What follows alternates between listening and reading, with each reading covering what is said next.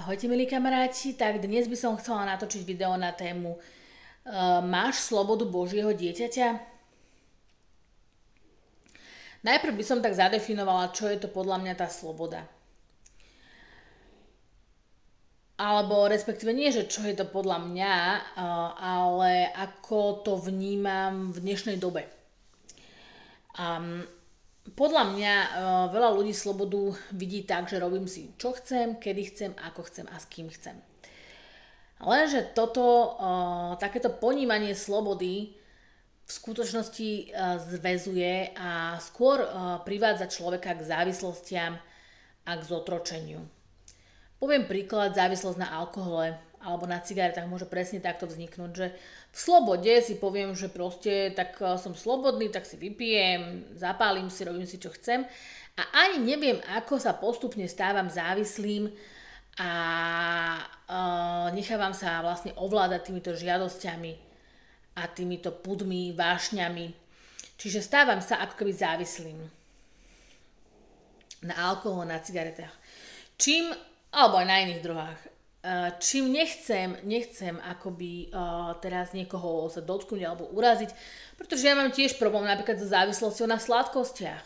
Tiež som v tomto není slobodná, tiež potrebujem v tomto uzdravenie, tiež som na ceste.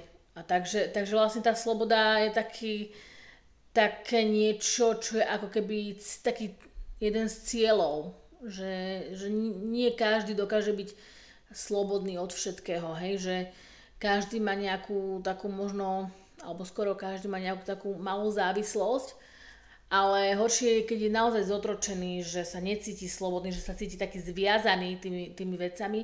Takisto to môže byť so sexuálnou žiadostivosťou, kedy naozaj padáme v tejto oblasti do hriechu a pokiaľ nevyhľadáme pomoc trebárs u kňaza, alebo niekde inde, tak veľakrát končíme s tým, že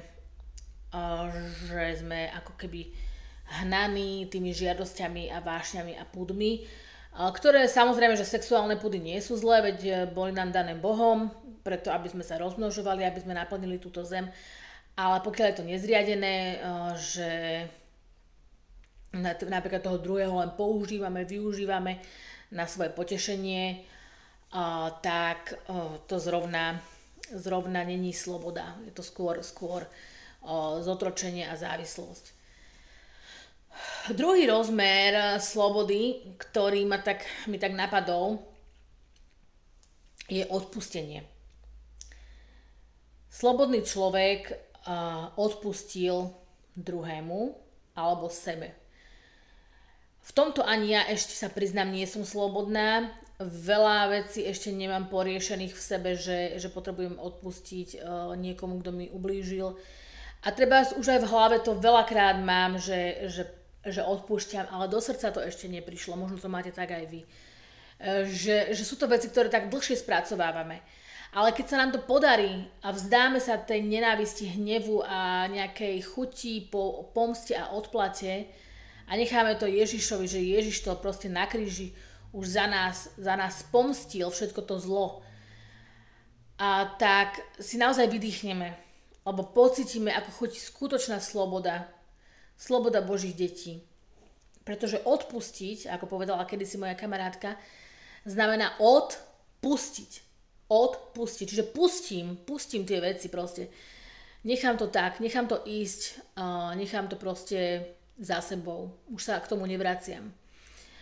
Takže toto sú také dva rozmery, ktoré ja vnímam, že sloboda, ktoré som ja akože chcela o slobode spomenúť. A ešte som vám chcela prečítať, ale neviem to teraz nájsť.